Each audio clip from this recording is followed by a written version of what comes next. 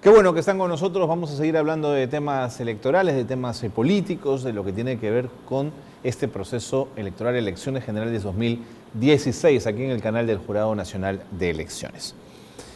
¿Quién gana un proceso electoral? ¿Quién gana además en el Ejecutivo gana necesariamente en el Legislativo o no necesariamente? ¿Cómo se distribuyen los votos? ¿Cómo se distribuyen los preferenciales? Bueno, de eso vamos a hablar con Ángel Delgado. Él es abogado, profesor universitario, especialista en Derecho Electoral y sin duda nos va a ayudar a entender mucho lo que se viene ya. En muy poco tiempo, en media hora, tendremos los resultados a boca de urna. Siempre destacando que no son resultados oficiales y que son resultados de las empresas encuestadoras. ¿Cómo está? Muy buenas Don tardes. Ángel, bienvenido. Y muchas gracias por esta oportunidad. Muy agradecido de veras. Muy contento de tenerlo aquí, don Ángel. A ver, ¿quién gana la presidencia? ¿El 50% más uno? ¿Cómo se gana ese proceso?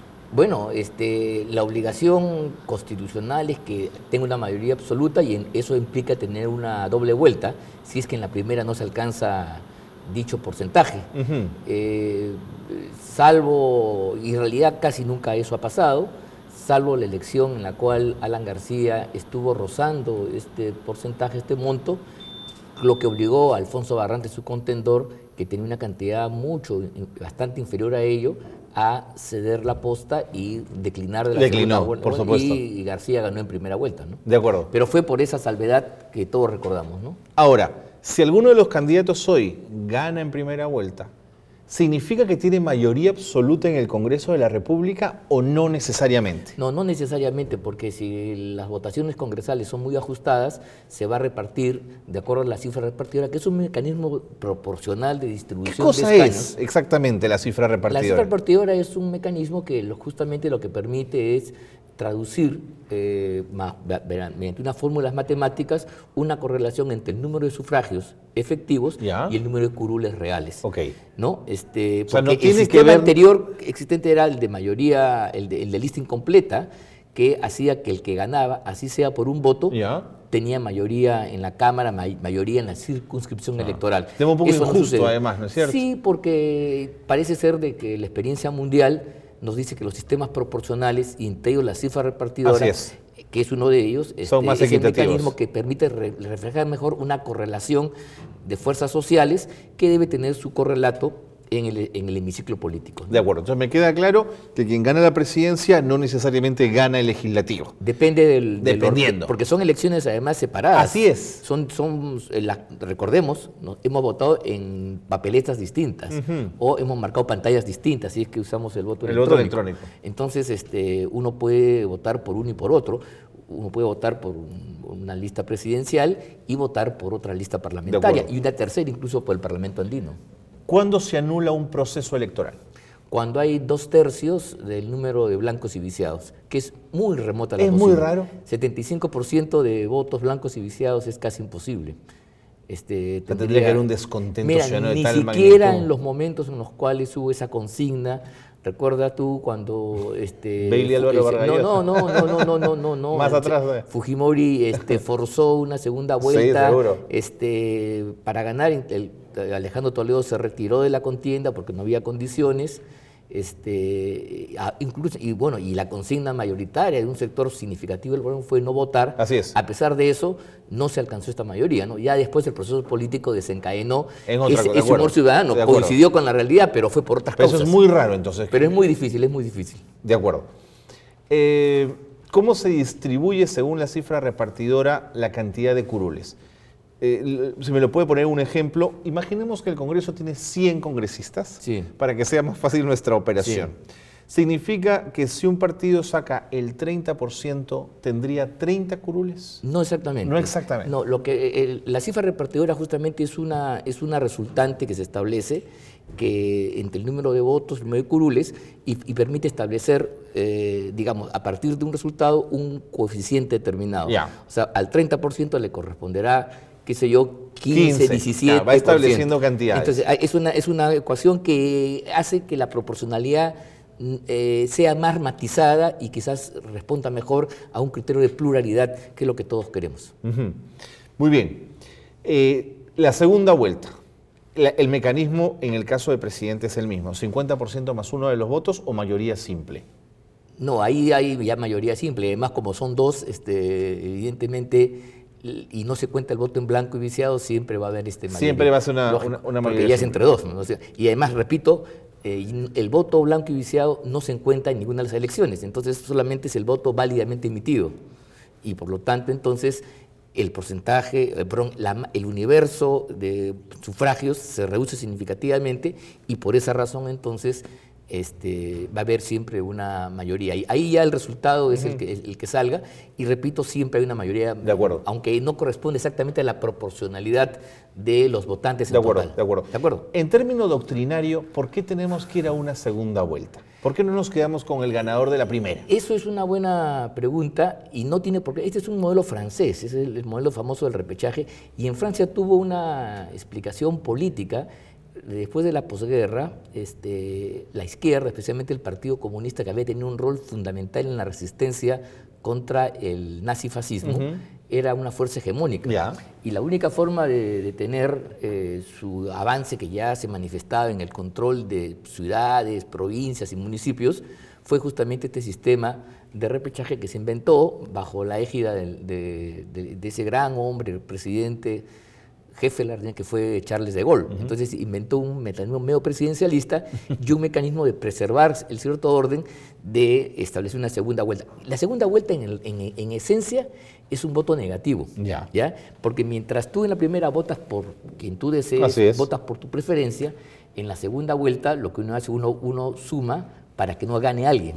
Y efectivamente eso ha pasado en la historia del país. Recordemos las últimas elecciones y personas que habían votado en forma diferenciada terminaron acumulando sus votos en una opción para que no gane lo que se consideraba el peor y se votaba por lo menos malo. Entiendo. Tiene ese efecto, pero digamos, es una forma de preservar el sistema, no tiene por qué ser así. En otros países hay también sistemas, por ejemplo en Argentina, que hemos estado conversando, ahí creo que si se alcanza el 40% es suficiente. Ya ganó, claro. No, pero 40%, o sea, el repechaje ahí si es que no se llega al 40%. Entonces, la valla para que no exista la segunda votación es una cifra menor, no es el 50%. Anteriormente, inclusive, había un sistema en el cual el Congreso de la República elegía. Y eso estuvo detrás del golpe de Estado del año 62. Claro. En esas elecciones, recordemos, Aya La Torre triunfa con una primera mayoría, pero no absoluta.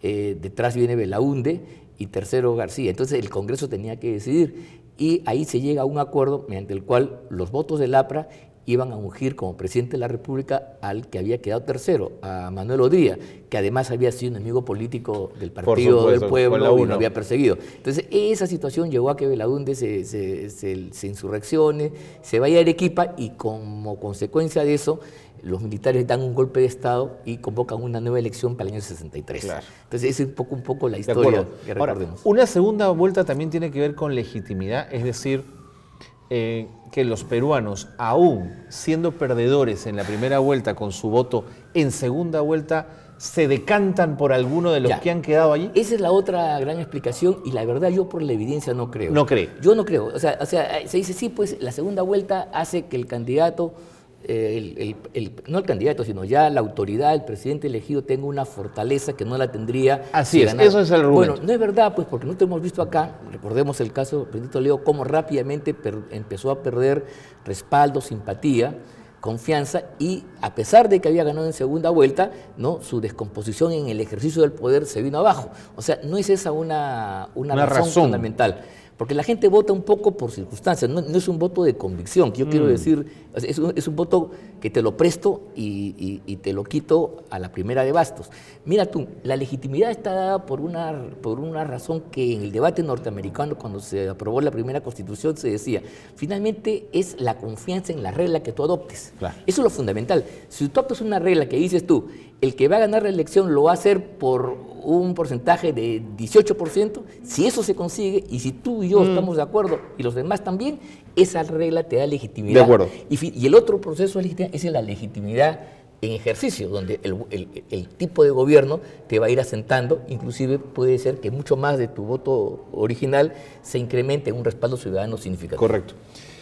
Don Ángel, ¿cuánto pesa en esa legitimidad de la que estamos hablando que el contrincante perdedor reconozca el triunfo del otro. O sea, terminada la jornada electoral y viéndose derrotado, los perdedores salen a medios en conferencia de prensa y dicen: hemos perdido y creemos que este ha sido un proceso justo y creemos y saludamos que el ganador es tal. Sí, felizmente en la experiencia peruana, salvo esta del año 62, y no recuerdo casi otra, ha habido un reconocimiento por parte de los perdedores del triunfo del que se alzó del que se alzó en la primera vuelta. Ahora, con el expediente de la segunda vuelta esto es más sencillo, porque como tú comprenderás, la segunda vuelta es muy difícil que se dé en una votación ajustada y tengamos resultados, por ejemplo, como lo que la señora Merkel ganó al Partido Socialdemócrata, pero era décimas de décimas, claro, ¿te das cuenta? Claro, claro. Y sin embargo es increíble, y mira, eso es un sistema parlamentario que se refleja en un número de curules, y es el Parlamento el que después elige al gobierno. No son los votos, sino es el Parlamento. Entonces, fíjate tú, finalmente era un parlamentario, o dos, la diferencia. Imagínate tú ese sistema en nuestro medio donde el transfugismo, la veleidad, el cambio de bancada a otra bancada, haría que tendríamos gobiernos cada cierta temporada, cosa que sería imposible. Y la señora Merkel gobierna con esa precaria alianza durante un largo periodo, sin mayor problema. Por eso se llama legitimidad. ¿Te das cuenta? Porque es la creencia de los actores de que ese sistema, sea cualquiera, es el válido y merece el respeto y reconocimiento. Don Ángel, terminado este proceso con sus aciertos y sus errores, ¿cuál es la tarea, el trabajo que debería hacer el Congreso de la República de cara a fortalecer nuestro sistema electoral? Ya. Más allá de lo que ya hemos vivido, miremos al futuro. Mira, yo creo que hay dos cosas. Yo creo que el tema electoral es complejo y sería necio pensar que una sola u otra alternativa, peor aún pensar que hay culpables identificados aquí. No, yo creo que es una concepción y es parte de un aprendizaje. Así es. La democracia es un sistema, pues, en el cual la verdad no es absoluta, bueno, es una no ruta, se predica, es una construcción sino permanente, se construye. Así es. Es un constructo. Totalmente y en consecuencia es parte, pues, de las idas y venidas. Claro. Así es, uno va aprendiendo y eso pasa en todos los países. ¿Eh? En eso no hay países cultos ni países mejores. Yo creo que ahí hay una leyenda negra que nos perjudica, pero es así. Yo creo que además esto es un mérito. Esta es la cuarta vez que vamos en la historia republicana. Eso es increíble. Pero eso hay que decirlo muchas veces es. para levantar el ánimo de los compatriotas, porque yo, no sé si tú, pero yo sí viví una época en la cual las elecciones eran rarísimas.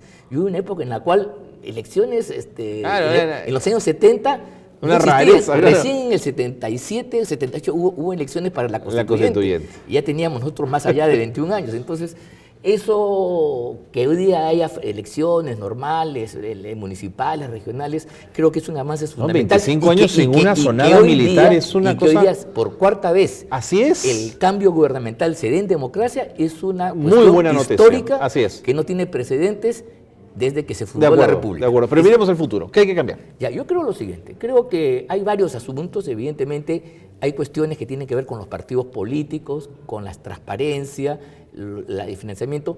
Pero yo ahora que estamos aquí en el jurado y conociendo a mis amigos, tengo muchos amigos en el jurado, creo que también habría que revisar un asunto que me parece fundamental. Y ellos me van a entender. Puede ser un poco técnico. El jurado de elecciones, por mandato constitucional, tiene que fiscalizar la legalidad del proceso. Así es. Correcto. Eso es un mandato de la Constitución. Y en consecuencia, a partir de esa atribución, se ha desarrollado una teoría, una práctica en los últimos años, no de ahora, sino ya viene de atrás, que es lo que en términos jurisdiccionales se llama el activismo judicial. O sea, ¿qué significa? Que el juez no es como en el proceso civil normal, una persona que solamente deja que el impulso procesal se dé por las partes, sino que toma iniciativas y como el juez conoce el derecho, puede detectar una infracción determinada. Entonces, eso es un avance desde el punto de vista conceptual.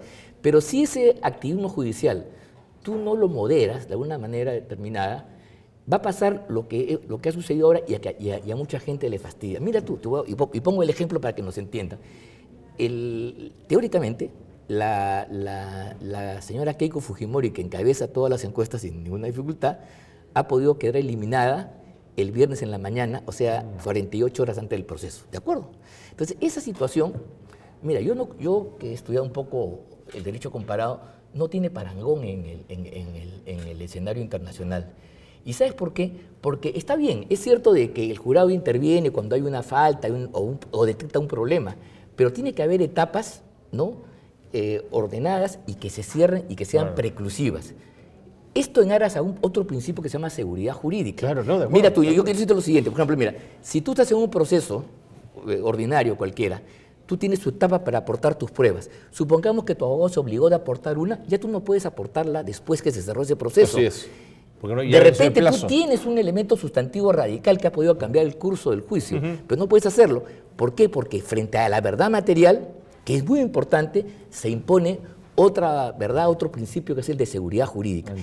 Tienes que ponderar en consecuencia. Claro. Y en consecuencia, yo creo que sería bueno, y eso hay que revisarlo, que la autoridad del jurado, no hablo de sino hablo en abstracto, general, así es. tenga la capacidad, de veras, para poder también él someterse a algunos dictados. Claro, mañana le avisan, oye, tal candidato está haciendo tal cosa, pero si ya pasó una etapa determinada, además se lo avisa tú quien tienes quiere que destruir al otro candidato. Y además puede ser incluso que sea falso. Así es. Yo he visto, por ejemplo, que te hacen una imputación, y si esa se procesa, te sacan de la campaña electoral, ¿Sí? la última semana ya se produjo una desventaja gigantesca. Entonces yo creo que tenemos que volver a una suerte donde el proceso esté bien definido, hay una etapa de tachas, de impugnaciones, Así es. y una vez que pasan las tachas, la tú quedas oleado y sacramentado. De acuerdo. Así se descubriera que mataste a tu mamá, por ejemplo. Digo, estoy exagerando. Sí, no, yo sé. Estoy exagerando para que me entiendan. Entonces, así hubiera una falta enorme, ya se pasó. Ese es un principio judicial. Claro, que funciona en el derecho privado, mira, en el derecho público es distinto, sí, pero tenemos que darle un curso para ponderar la seguridad jurídica frente a lo que se llama la verdad material. Me parece muy válido. Ese es un tema que yo, por ejemplo, modestamente me gustaría entrar al debate, porque ¿sabes qué cosa? Mira, las normas, con esto termino, las normas que se han dictado para proceder así no son antiguas, ¿eh? Las ha dictado el propio jurado de elecciones. El jurado tiene capacidad reglamentaria autónoma y la ha dictado con fecha 23 de octubre del año pasado. Entonces son normas nuevecititas. Entonces, si estamos aquí discutiendo estos temas, por ejemplo, temas de la hoja de vida, cosa que no se sabía en el interior de provincias, hay algunos candidatos parlamentarios que han salido de la cancha porque no pudieron acreditar una declaración, si el carro era suyo, si los estudios en tal lugar eran otros. Cuando ya estábamos llegando al final del proceso electoral. ¿Te das cuenta? Ese es un tema que lo quiero plantear aquí porque yo creo que este es el germen de la discusión. Este es el mejor foro, por supuesto, para poder discutir estos temas con toda la... Y que es un foro abierto y con todas las garantías. Don Ángel Delgado, muchísimas gracias. Yo te agradezco, muy agradecido. Te agradezco. Don Ángel Delgado Silva, abogado, profesor universitario y especialista en Derecho Electoral, ha estado con nosotros. Pausa y volvemos. Muy bien.